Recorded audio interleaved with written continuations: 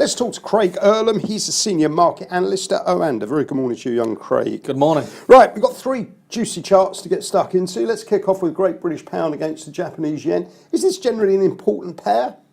I think so. I think it's one of the more interesting pairs. At the end of the day, an important pair is just what looks interesting right now. You look at the euro versus the pound, and it's very choppy. It's very range bound. You look at this, and there's much more of a trend from a technical standpoint, which is how I quite like to look at these things. There's a lot going on. You've seen that there's been this nice uptrend for quite some time. The moving average combination of the 55.89 combining with the cloud, providing nice support along the way up. And in the last couple of weeks, we've had this important break to the downside, quite a negative signal. We broke through the cloud, which suggests we're now in bearish territory. And also we broke below that moving average. So now we're testing from below, which could be an interesting indicator going forward, because if we rotate off the 151s, 152s, back to the downside, that's typically seen as confirmation of this initial breakout, which is a very negative signal. You're looking for further confirmation then with a breakthrough 148, 147, which again takes you through past important levels, as well as the 200 and 233-day simple moving average. The former of those two is one that a lot of people do monitor in the markets, so more broadly would be seen as an important break. So from a technical standpoint, this is a very interesting chart, and I think we should get a lot of insight in the next few days as to which way this is heading. A breakthrough 152 would suggest that this has just been a false breakout, and you would expect, therefore, a resumption to the upside. A rotation lower, on the other hand, gives you that little bit of early confirmation. Okay, so basically it's one for the watch list and go with the break. Yeah, exactly. And what's your gut feel? Or don't sort of technical analysis charts, you go with the break as opposed to trying to predict the break? Yeah, with these things, I don't like to try and predict the break, but it's what I want to see versus what I don't want to see. I don't want to see a breakthrough 152 because from a technical standpoint, a rotation off the 152 lower is much more technically significant, and I'd say therefore that for me would be the one thing I'd want to see.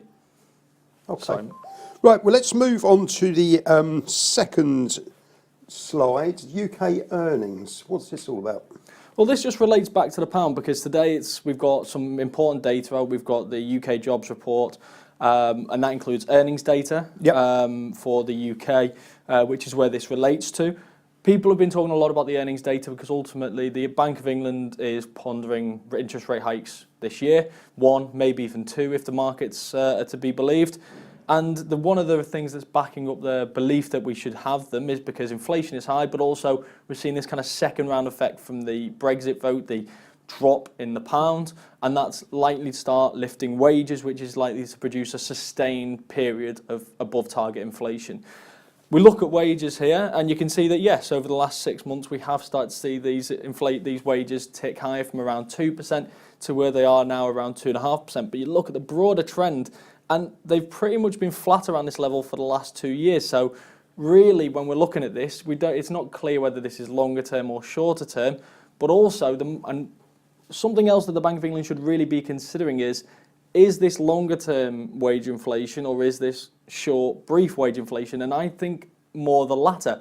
And when you're seeing, which is what the next slide is going to show, that wages may be starting to tick higher, but they're doing so at a time when inflation's high, then the consumer is no better off. So this demand side he's actually worse off, isn't he? Exactly. So what this chart shows here is that this is the difference between wage growth and inflation. So you can see at the moment, wage growth is 2.5%, inflation's at 3%. So real wages are actually growing at negative 0.5%. And the consumer has been better or worse off for some time. And in fact, really, since the global financial crisis, wages have been negative for a lot longer than they've been positive. So people are generally worse off. And once again now, they are worse off. So the Bank of England tends to undergo rate hikes when you're seeing this demand-driven inflation and wage growth. That's not what we're seeing now, and that's what these charts, I think, really show. So this is why I think the Bank of England needs to be cautious. The interesting thing is, though, they don't seem to want to be particularly cautious at this moment in time. The jobs report, therefore, could produce a lot of volatility in the pound, and shortly after that, we've got the inflation report hearing with Mark Carney, the Governor of the Bank of England, early on this afternoon, and a few of his colleagues, the likes of Ben Broadbent, etc. It'll be very interesting to see what they've got to say following this jobs report and taking into consideration the new forecast to parliamentary members. I think they'll be quizzed quite heavily, and I think they'll give some very important insight on interest rate hikes this year. Again, a lot more volatility in the pound. On that note, Craig, thank you very much indeed. Thank you.